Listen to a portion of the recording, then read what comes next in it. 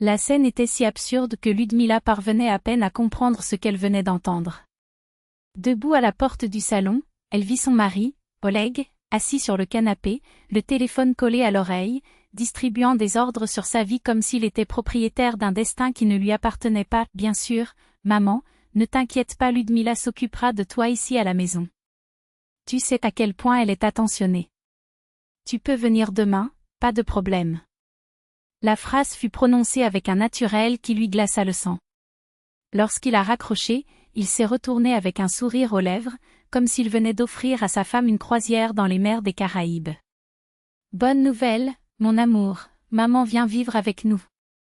Ludmila avançait dans la pièce, les poings serrés, chaque pas faisant écho à la fureur qui montait en elle.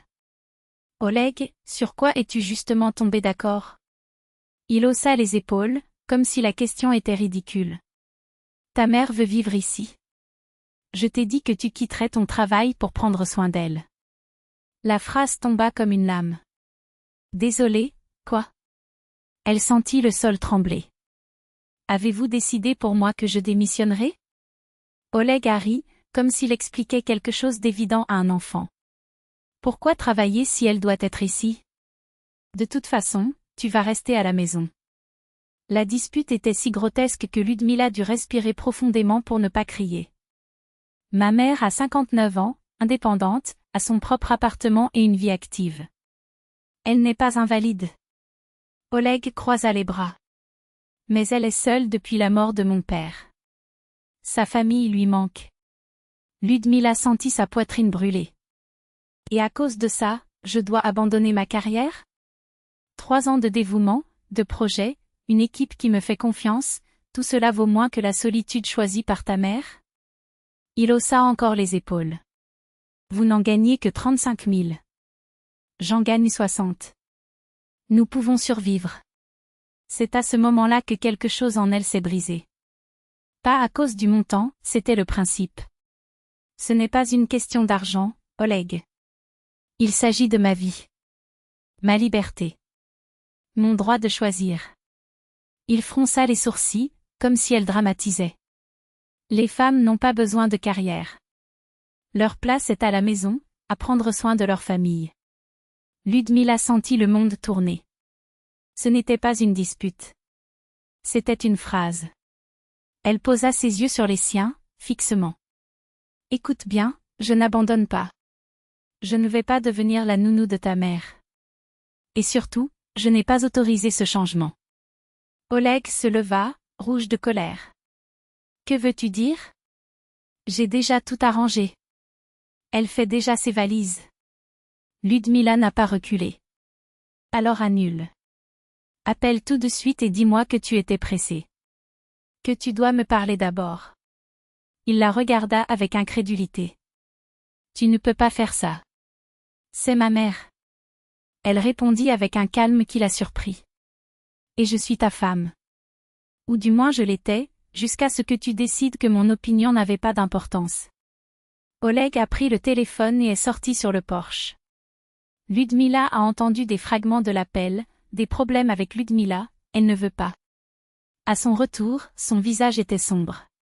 Maman pleure. Elle dit que tu m'as retourné contre elle. Ludmila n'a pas marché sur des œufs. Je ne suis devenue personne. Tu as pris seule une décision qui affecte nos vies. Il se jeta sur le canapé, vaincu.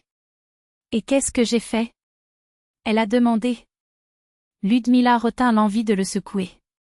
Tu as dit, maman, je dois d'abord parler à Ludmila, point. Silence. Oleg ne comprenait pas. Ou je ne voulais pas. Le lendemain, il est allé parler à sa mère. Il est rentré tard, avec des cernes sous les yeux. Elle n'arrête pas de pleurer. Elle a déjà dit à toute sa famille qu'elle allait vivre ici. Maintenant tout le monde pense que je suis un monstre. Ludmila n'avait aucune pitié. Le monstre est celui qui promet ce qu'il ne peut pas tenir. Et celui qui traite sa femme comme un objet. Il essaya de se rapprocher, mais elle recula. J'ai besoin d'espace. À moi. Pour réfléchir à la question de savoir si cela a encore du sens de continuer avec quelqu'un qui ne me respecte pas. Oleg a bougé. Chez maman, bien sûr. Le « temporaire » est devenu permanent. Ludmila, libérée de ce poids, s'épanouit. A reçu une promotion. Elle a rencontré Anton, un homme qui, lors de leur premier dîner, a été clair: « J'aime ma mère, mais elle a la sienne et j'ai la mienne. Si nous restons ensemble, les décisions nous appartiendront, pour toujours. » Ils se sont mariés. La mère d'Anton lui rendait visite, lorsqu'elle était invitée, pour de courtes périodes. Et Ludmila a enfin compris ce que cela devait être: du respect, des limites, des choix partagés. Pendant ce temps, Oleg coulait. La mère qu'il protégeait contrôlait désormais chaque détail de sa vie, de ses comptes bancaires à ses petites amies, qu'elle repoussait une à une. Il ne s'est jamais remarié. Et chaque fois qu'il voyait Ludmila en ville, radieuse, réussie, libre, une douleur sourde lui rappelait ces 3 mots qu'il n'avait jamais prononcés: « Je demanderai à ma femme. » Parce qu'une famille ne se construit pas avec des impositions. Détruisez-vous avec eux. Une phrase, une décision, un coup de téléphone, et tout s'écroule.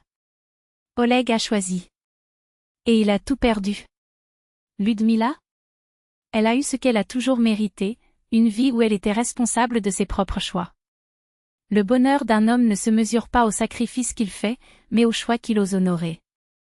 Oleg a renoncé à la femme qu'il aimait et à son propre bien-être au nom d'un devoir que lui seul considérait comme sacré. Sa mère, bien sûr, était contente. Après tout, pour elle, l'obéissance aveugle était la plus grande des vertus. Mais la vie ne se vit pas pour les applaudissements des autres, mais pour la voix qui palpite en nous, sans relâche, lorsque nous ignorons ce qui compte vraiment. Ludmila, au contraire, s'est choisie elle-même. Et dans ce choix, il a trouvé non seulement la liberté, mais la seule vérité qu'aucun dogme, aucune tradition oppressive ne peut effacer: le droit d'être heureux sans demander la permission. Elle avait raison. Parce que ceux qui vivent pour les autres finissent par oublier qu'en fin de compte, la seule vie que nous avons à vivre est la nôtre.